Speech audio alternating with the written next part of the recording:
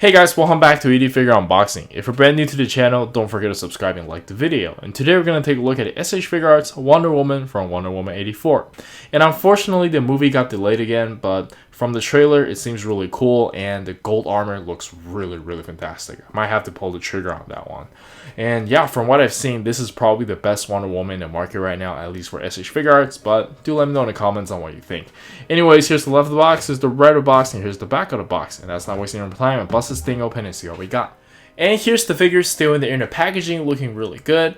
And in terms of what she came with, it's pretty standard. I'm still not a big fan of sideways looking face. I'm not sure why Bandai keeps doing that, but it is what it is. You guys know the drills. However, this is probably the best head sculpt I've seen in a while from Bandai. Like, this is absolutely amazing. They've come a long way with 3D printing technology. And I'm not sure why they can't do the same for Chris Evans, because I saw some leaked photos. I'm not talking about his junk. I'm talking about like the newest Captain America they're gonna release, and the face sculpt still seems really off. So at this point, they're probably better off sculpting his dick or something. Anyways, yeah, let's check it out. Alright, so here we have the figure itself, and my first impression on this figure is really good. In my opinion, this is probably one of the best, if not the best DC S.H.Figuarts to date. I mean, I don't even have a Batman or Superman from S.H.Figuarts anymore. They were just horrible in my opinion, but do let me know in the comments on what you think, and let's just take a closer look at the figure.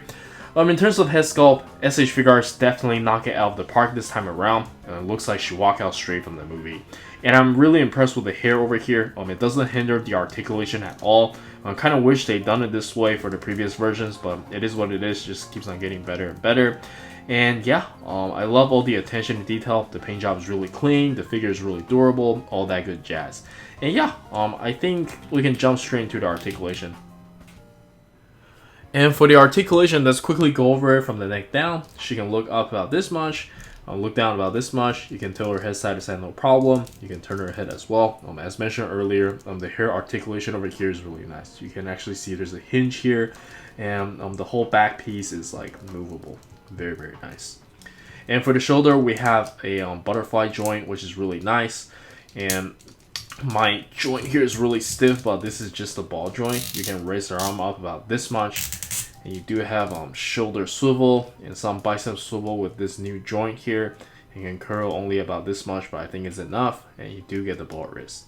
And I think the ab crunch is the only problem for this figure. This is just a ball joint, but you don't really get much movement. You can have some side to side, no problem though. And there's a ball joint over here in the hip, so you can move it like that. And this is technically a softer material, but it's not that soft. Not as soft as I want it to be, but she can kick out about this high, no problem. Bend about this much.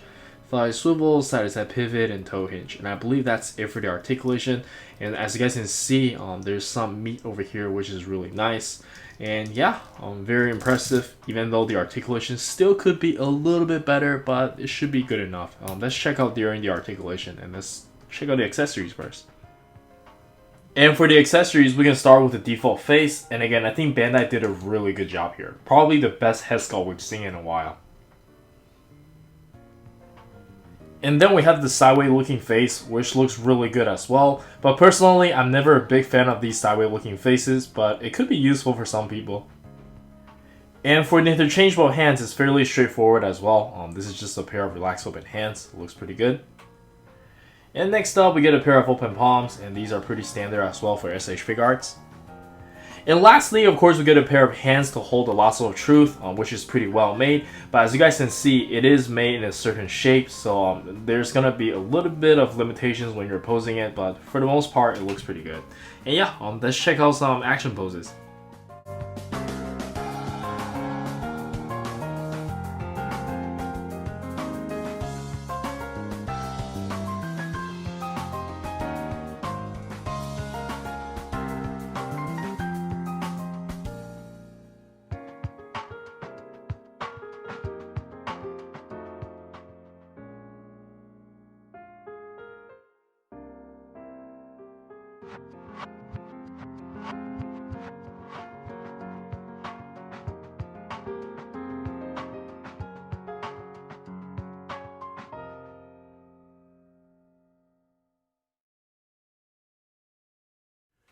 And for the size comparison, let us start with some S.H.Figuarts, and I think they actually scale very well together.